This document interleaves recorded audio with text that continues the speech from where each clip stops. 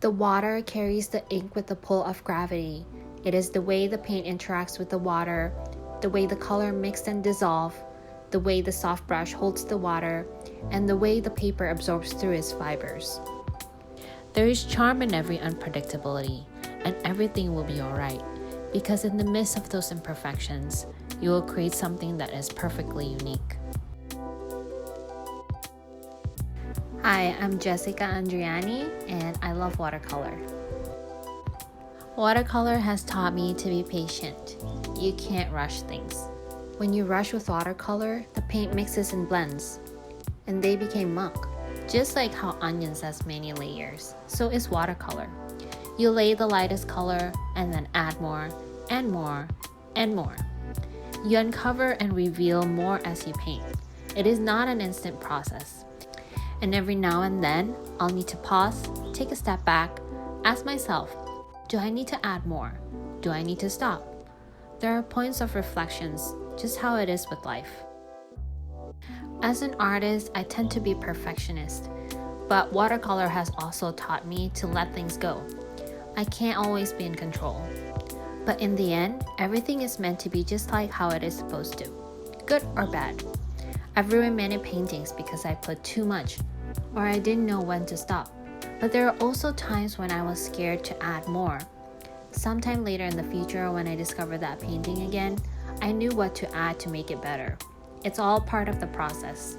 We're all part of our processes. The most enjoyable way to paint is to paint something that inspires you. Ask yourself, what moves you? How can you capture it through watercolor?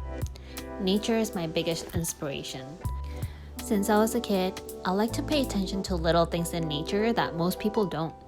My friends say I'm weird because I randomly say, this rock has beautiful pattern, or this leaf has fuzzy hairs. Sometimes I paint because I want to capture what I see or how I feel on paper. And by painting it, it made me realize even more tiny details that I overlooked. I associate my feelings with words. When I feel down or discouraged, I'm comforted with words. When I feel happy or joyful, I share with words. It's a powerful thing. I started painting quotes or poems as a way to express myself. But sharing it is also an equally powerful thing. I've had people randomly say to me, this is relatable, or this is what I needed to hear today. It brings me joy knowing that my art can help others as well. Watercolor helps me to create connections with others. Now, getting started can feel overwhelming. Which paint, color, brush, paper should I get? To make the process simpler, I would encourage you to just buy something that's not too expensive. Choosing colors can be intimidating too, but if you choose cerulean blue, cadmium red, and cadmium yellow, you can mix them to create almost any colors. Choose softer kind of brush, and you can choose 3 different sizes to start, small, medium, and large, to give you different varieties.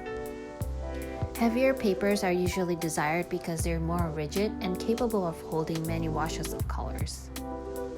Don't forget to have a palette to mix your color and also a cup to hold the water. Oh, and paper towel too. I usually get pretty intimidated to start. There is a blank canvas in front of me, but what if I mess up? What if I wasted materials?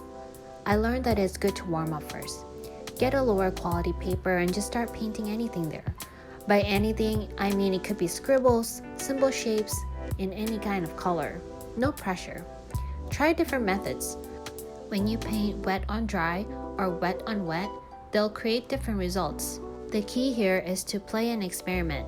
Only by then you will know which watercolor result you will like and which one you enjoy the most. Connect and mix different colors.